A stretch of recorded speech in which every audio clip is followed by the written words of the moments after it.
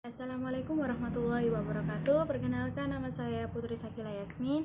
Saya dari kelas 11 MIPA 6 absen 20. Nah, di sini saya akan menjelaskan tentang kebijakan antara Daendels dan Van de Poel. Di sini saya akan menjelaskan tentang kebijakan dari Daendels. Kebijakan bidang militer dan pertahanan dari Daendels.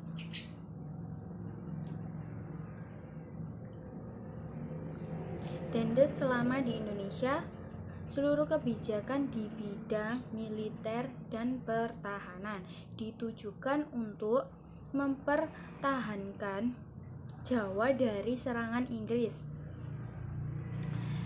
Berikut merupakan kebijakan Daendels dalam bidang militer dan pertahanan.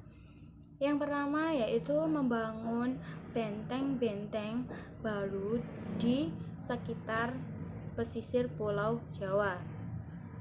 Yang kedua yaitu membangun pangkalan angkatan laut di Pelabuhan Anyer dan Ujung Kulon. Yang ketiga, membangun jalan raya Anyer sampai Panaurukan untuk memudahkan mobilisasi pasukan dan logistik perang. Yang kelima, menjadikan penduduk pribumi sebagai tentara pemerintahan kolonial. Yang keenam, membangun pabrik senjata di Surabaya dan Semarang. Kebijakan sosial dan ekonomi dalam bidang sosial dan ekonomi. Daendels menerapkan berbagai perubahan kebijakan terkait cara eksploitasi tanah penjajahan. Upaya eksploitasi sosial dan ekonomi tersebut bertujuan untuk membiayai kebutuhan perang Prancis dalam menghadapi pasukan Inggris pada awal abad ke-19 Masehi.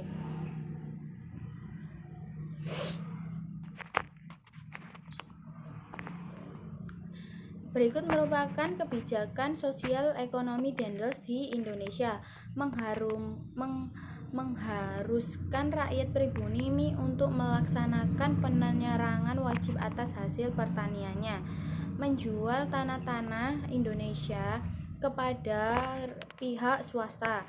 Yang ketiga, menanam tanaman komoditas yang laku di pasar internasional. Yang keempat, memungut pajak kepada rakyat pribumi. Yang kelima, menggabungkan wilayah kesunanan dan kesultanan ke dalam wilayah pemerintahan kolonial. Yang kedua yaitu tentang Van de Poel. Pada sistem Van de Poel ini terdapat tanam paksa, yaitu tanah petani yang ditanami tanaman komoditas ekspor lebih dari 1/5 bagian. Hal tersebut terjadi karena pejabat presiden dan kaum priai menginginkan bonus dan hasil panen yang tertera dalam sistem kultur prosenten. Tanah yang telah ditanami tanaman wajib tetap ditariki pajak oleh pejabat presiden waktu tanam, tapi tanaman wajib melebihi ketentuan yang seharusnya. Kurang dari 66 hari, petani bertanggung jawab atas kerugian gagal panen. Sisa kelebihan panen dari jumlah pajak tidak dikembalikan kepada petani. Sistem tanam paksa berlaku pada tahun 1830 hingga 1870. Sistem ini dicetuskan oleh Johannes van de Poel pada tahun 1829. Latar belakang penerapan sistem tanam paksa di Indonesia yaitu yang pertama, kekosongan kas kerajaan Belanda yang diakibatkan oleh perang Diponegoro pada tahun 1825 sampai 1830 dan revolusi Belgia. Yang kedua yaitu utang kerajaan Belanda yang menumpuk. Yang keempat, kerajaan Belanda belum menemukan kebijakan politik dan ekonomi yang tepat untuk diterapkan di tanah jajahannya.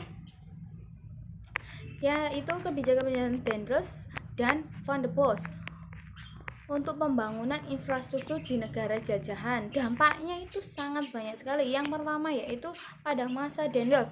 Yang pertama, banyak rakyat Indonesia yang mati karena kerja rodi. Yang kedua, terbangunnya jalan raya dari Anyer dan Panarukan, sedangkan kebijakan Van der Bos yaitu lebih mengutamakan pada keuntungan ekonomi guna menutupi hutang-hutang Belanda.